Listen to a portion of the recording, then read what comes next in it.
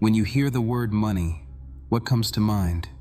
Bills, numbers, jobs, maybe stress, maybe greed. But for Ibn Arabi, money is not just a worldly thing. He would call it a manifestation, a shadow cast by something much deeper, divine energy in form. He said, "Every appearance in the world is a sign, and every sign is a gate to the unseen." What does that mean for wealth? It means that what you call money is just the visible skin of a hidden reality. And unless you perceive that hidden layer, you might chase money your whole life while running away from the very source of abundance. Here's the radical truth. Money is a mirror. It reflects your inner alignment, your trust, your fear, your expectations of God. Ibn Arabi taught that the universe is not a closed system of cause and effect. It's a dynamic theater of tajalli, divine self-disclosure, and that includes your provision. You don't just earn wealth, you resonate with it. If your heart is tuned to scarcity, the world contracts. If your heart is tuned to tawakkul, deep surrender to divine will, the world opens. So before we talk about how to attract wealth, we need to ask a deeper question. What are you attracting it with? In the modern world, we're told that provision comes from hustle, strategy, networking.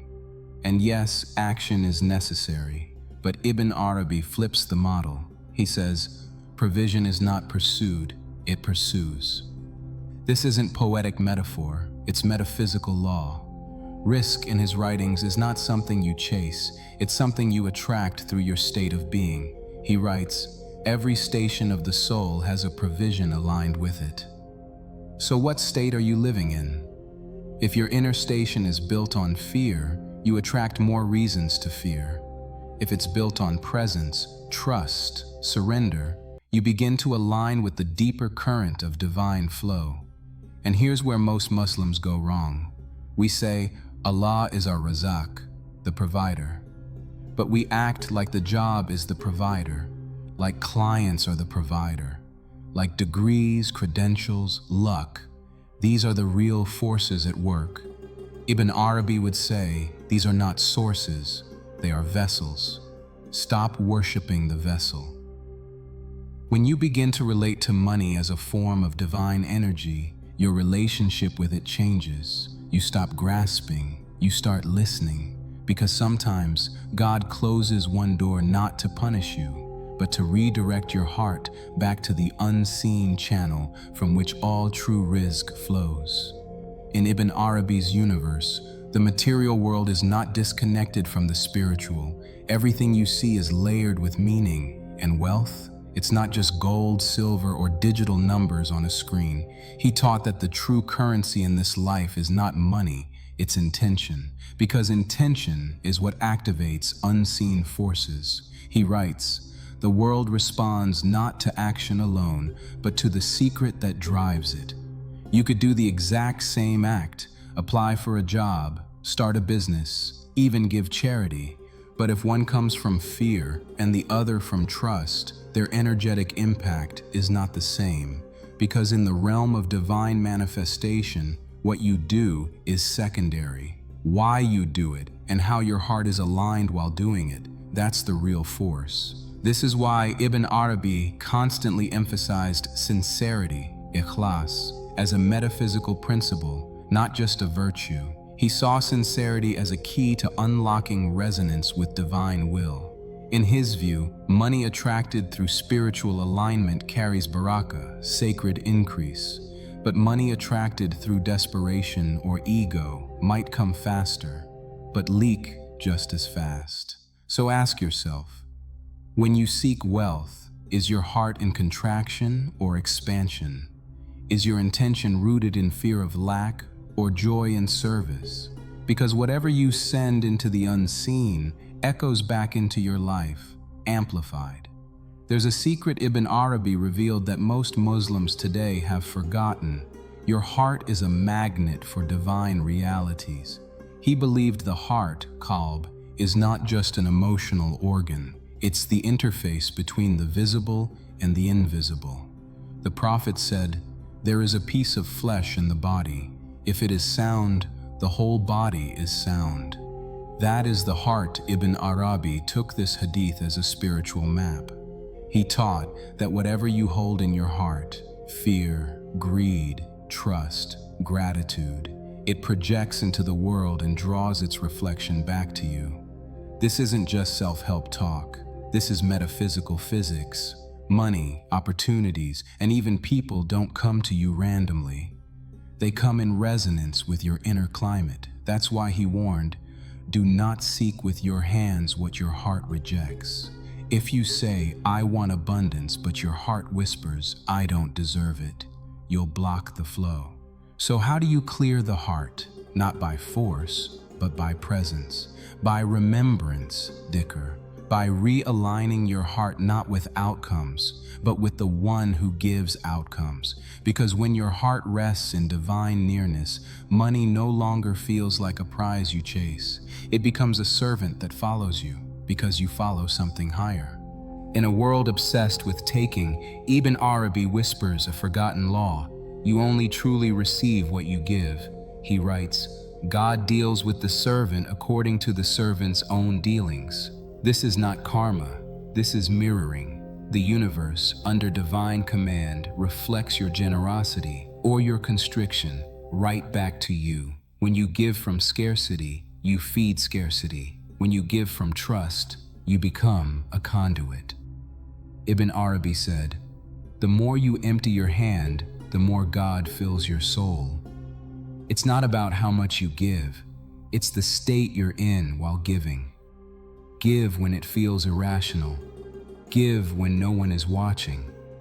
Give not to impress, but to express the truth that you are not the source. God is. And here's where everything shifts.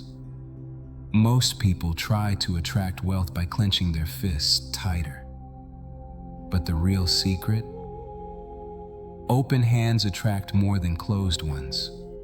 Because open hands don't just receive, they release.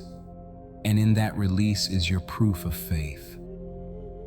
So ask yourself, is your wealth moving? Is it circulating? Is it reaching others? Because what flows grows, and what is hoarded withers. Here's the final truth. Ibn Arabi would want you to remember, you were never disconnected from Rizq. You were only disconnected from the awareness of the source. He wrote, the real provides without measure, not from his hand, but from his being. Most people think money comes from outside, jobs, people, effort. But Ibn Arabi says, provision doesn't come from there to here. It comes from here to out there, meaning it flows through you. When your inner being aligns with trust, surrender, and divine presence, you become the gate through which wealth enters your life. You're not just a seeker, you're a channel. This is why remembrance, dhikr, is not just worship, it's retuning. Every time you say Ya Razak, it's not just a call, it's a return. You return to the truth that God is not withholding. He's not waiting. He is always giving, but only the open heart receives. So if you're seeking money, seek first alignment. If you want wealth, begin with surrender. If you desire provision, return to presence. Because the truth is, you were never lacking anything. You only forgot who the giver is. So now you understand. Money is not just a transaction. It's a transmission. And Ibn Arabi takes it even further. He writes, the Gnostic does not see gold or silver. He sees the names of God in motion. That means every coin, every bill, every payment that passes through your life is an opportunity to recognize the divine in disguise. Are you spending from the name Al-Wasi, the expansive? Are you earning from the name Al-Hakim, the wise? Are you giving from the name Ar-Rahman, the merciful? Because if not, money becomes empty. But if yes, if your transactions are aligned with God's names, then every dollar becomes a dhikr, every expense becomes an act of worship, and every income becomes a testimony of trust. This is the transformation Ibn Arabi wanted, not to abandon money, but to divinize your relationship with it. When you see money as a sacred current, not a static object, you become free, free from greed, free from fear, free from the illusion that your provision depends on anything but Him. And in that freedom, wealth finally finds you, not as a master, but as a companion on the path. If something in your heart stirred today, if you felt like money is not just a number, but a mirror of your connection with the divine, then don't stop here. Subscribe to Heart's Whisper, where every video is not just information, but remembrance. Where we don't chase the world, we remember the one behind it. Because wealth doesn't begin with money, it begins with meaning, and your journey back to divine abundance has just begun.